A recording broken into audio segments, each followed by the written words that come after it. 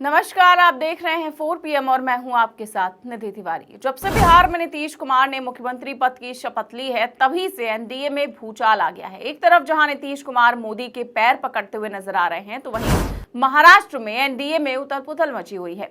बिहार चुनाव के नतीजे के बाद अटकलें लगाई जा रही थी कि नीतीश कुमार एक बार फिर से पलटी मार सकते हैं या फिर उनकी पार्टी में टूट हो सकती है। लेकिन जिस बात का डर बिहार में था, वो अब महाराष्ट्र में होता दिखाई दे रहा है। जी हाँ, नीतीश कुमार, जिनसे उम्मीद थी कि हो सकता है कि वो एक बार फिर से मोदी को धोखा दे दे या उनकी पार्टी में ही टूट हो जाए, लेकिन अब वो मोदी के पैरों में गिरते हुए नजर आ रहे हैं। तो वहीं महाराष्ट्र में डिप्टी सीएम शिंदे ने मोदी शाह के आगे झुकने से साफ इनकार कर दिया है और अब शिंदे कुछ ऐसा करने जा रहे हैं जिससे आने वाले दिनों में एनडीए के लिए एक बड़ी चुनौती सामने आ सकती है।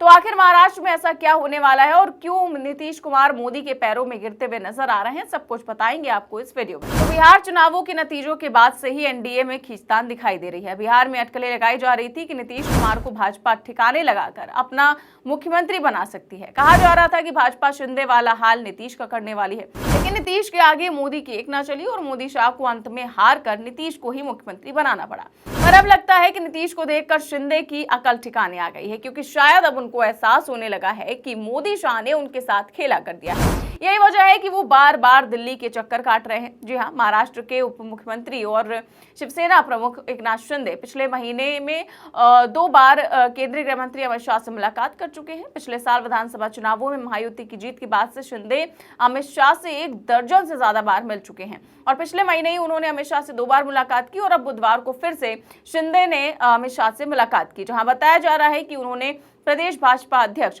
रविंद्र चौहान द्वारा अपने नेताओं को अपने पाले में लाने के लिए आक्रामक प्रयास पर अपनी नाराजगी जाहिर की।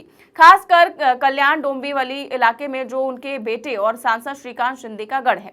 जनसत्ता एक्सप्रेस में छपी इस रिपोर्ट के मुताबिक शिंदे की अपनी पार्टी और राज्य भाजपा के बीच समस्याओं के बीच दिल्ली की लगातार यात्राएं और भाजपा के केंद्रीय नेताओं के साथ बैठकें शिंदे को मुश्किल में डाल रही हैं और एक नेता के रूप में उनके कद को प्रभावित कर रही हैं। एक सूत्र ने बताया कि केंद्रीय नेतृत्व ने शिंदे के मंत्रियों के कैबिनेट बैठक में शामिल न होने पर नाराजगी जताई है। उन्हें यह भी बताया गया है कि वो मुद्दे उठाने के लिए स्वतंत्र हैं, लेकिन उन्हें ये ध्यान रखना होगा कि मुख्यमंत्री देवेंद्र फडणवीस और चौहान सिर्फ भाजपा के हित में काम कर रहे हैं। गौर करने वाली बात यह है कि शिंदे का यह दौरा उनके मंत्रियों के साप्ताहिक कैबिनेट बैठक में शामिल न होने के 1 दिन बाद हुआ है, जिससे शिंदे विपक्ष के निशाने पर आ गए हैं। शिवसेना प्रमुख उद्धव ठाकरे ने इन दौरों को बाबा माला वाचवा मतलब पिताजी कृपया मेरी मदद करें करार दिया। वहीं एनसीपी प्रवक्ता क्लाइड कास्ट्रो ने कहा कि ये दौरे संकेत देते हैं कि भाजपा ने राज्य में अपने गठबंधन सहयोगियों को खत्म करने का पूरा फैसला कर लिया है। उन्होंने भी नीतीश की तरह ही विपक्ष को धोखा देकर भाजपा से हाथ मिलाया ताकि उनको मुख्यमंत्री की कुर्सी मिल जाए।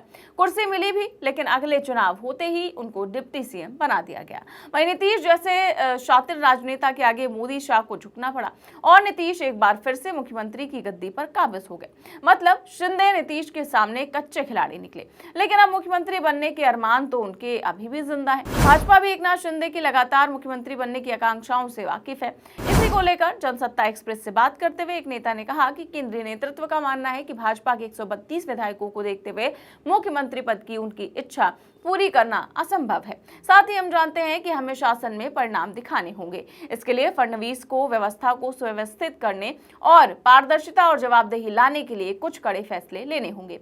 ये स्वीकार करते हुए कि शिंदे ने 2022 में महायुति को सत्ता में वापस लाने में महत्वपूर्ण भूमिका निभाई थी। एक वरिष्ठ नेता ने यह भी बताया कि शिवसेना प्रमुख को 2022 से 2024 तक शिंदे को मुख्यमंत्री पद और पिछले साल उन्हें शहरी विकास और आवास जैसे महत्वपूर्ण विभागों के साथ उप मुख्यमंत्री बनाकर पुरस्कृत किया जा चुका है। तो इन बयानों से साफ झलकता है कि भाजपा शिंदे को दोबारा मुख्यमंत्री कभी नहीं बनाएगी। वहीं अगर शिंदे को सत्ता में रहना है तो उनको मोदी शाह के आगे झुककर ही रहना पड़ेगा, ठीक वैसे ही जैसे आज नीतीश कुमार मोदी के पैरों में गिरते हुए नजर आए। जी हाँ, सोशल मीडिया पर सुबह से ही कुछ तस्वीरें वायरल हो रही हैं, कुछ वीडियो वायरल हो रहे हैं जिसमें नीतीश बाबू मोदी के आगे झुके जा रहे हैं, उनके पैर पकड़ ले रहे हैं। आप तस्वीरों में देख सकते हैं कैसे मोदी एयरपोर्ट से रवाना होते हुए नीतीश से नमस्ते कर रहे हैं, लेकिन नीतीश है कि मोदी के पैरों में गिरे जा रहे हैं। लेकिन मोदी ने नीतीश कुमार को कंधों से पकड़कर रोका और कुछ शब्द कहे और फिर विमान की ओर सीढ़ियों पर चढ़ गए। इस वीडियो के सामने आने के बाद सवाल उठ रहे हैं कि आखिर मोदी शाह ने नीतीश के ऊपर ऐसा क्या जादू कर दिया है। ये जो नीतीश दिन रात मोदी शाह को गरियाते रहते थे, वो अब उन्हीं के आगे कभी हाथ जोड़े तो कभी पैर पड़ते नजर आते हैं। इस वीडियो को देखकर लगता है कि जैसे नीतीश 10वीं बार मुख्यमंत्री बनने के लिए मोदी के चरणों में गिरे जा रहे हैं। अब देखिए, 74 साल के मुख्यमंत्री नीतीश कुमार 75 साल के प्रधानमंत्री मोदी से मुश्किल से कुछ महीने छोटे हैं। तो ये तो नहीं कहा जा सकता कि कुछ महीनों के फर्क से नीतीश के अंदर मोदी के लिए इतना सम्मान हो गया कि वो पैरों में गिर जाए। यकीन नहीं होता कि ये वही नीतीश हैं जो अपने बेटे को अपने पैर छूने से रोकते हैं और खुद से कुछ महीने बड़े प्रधानमंत्री के चरण छूने के लिए दौड़ पड़ते हैं। ऐसा लगता है कि जैसे नीतीश शिंदे को बता रहे हो कि देखो, ऐसे चरणों में गिरकर ही उन्होंने मुख्यमंत्री पद वापस लिया है। बिहार में शपथ क्या हुई, पूरा एनडीए बैलेंस खो बैठा है और इसका सबसे ज्यादा प्रेशर महसूस हो रहा है महाराष्ट्र में। नीतीश कुमार, जिन्हें लेकर बार बार कहा जा रहा था कि वो पलटी मार देंगे, लेकिन अब वही मोदी शाह के आगे झुकते, हाथ जोड़ते, पैर पड़ते नजर आ रहे हैं। चाहे ये राजनीतिक शिष्टाचार हो या दबाव, लेकिन तस्वीरों ने माहौल गर्म कर दिया है। उधर महाराष्ट्र में एक नाथ शिंदे की पार्टी में इतनी दरार पड़ चुकी है कि अब आवाजें बाहर तक सुनाई देने लगी हैं। जो शिंदे कभी भाजपा के साथ खड़े होकर खुद को भविष्य का सीएम समझ बैठे थे, अब वही भाजपा पर ही आरोप लगा रहे हैं कि वो उनकी पार्टी को तोड़ रही है, उनके नेताओं को अपने पाले में ले रही है और उनके कद को छोटा करने की कोशिश कर रही है। यानी बिहार में नीतीश के चरण स्पर्श ने जिस तरह राजनीतिक संदेश दिया, महाराष्ट्र में शिंदे की बेचैनी ने उसके बिल्कुल उलट तस्वीरें पेश कर दी हैं। नीतीश ने पद बचा लिया, लेकिन शिंदे अपनी कुर्सी बचाने की जद्दोजहद में फंसते जा रहे हैं। अब जो संकेत मिल रहे हैं उससे साफ लगता है कि बिहार में शपथ होते ही एनडीए में भूचाल आ चुका है। महाराष्ट्र में शिंदे की पार्टी टूटने की कगार पर है और नीतीश कुमार का मोदी के पैर पकड़ना पूरे खेल की दिशा बदल चुका है। अब आने वाले वक्त में ये भूचाल कितना बड़ा होगा, इसका अंदाजा तो वक्त ही देगा, लेकिन इतना तो तय है कि एनडीए के अंदर तूफान अभी भी थमा नहीं है। फिलहाल इस पूरे मामले पर आप क्या सोचते हैं, हमें कमेंट बॉक्स में अपनी राय जरूर दें। चैनल को सब्सक्राइब भी करें और ज्वाइन भी करें। देश और दुनिया की तमाम बड़ी खबरें जानने के लिए देखते रहिए 4PM न्यूज नेटवर्क। नमस्कार।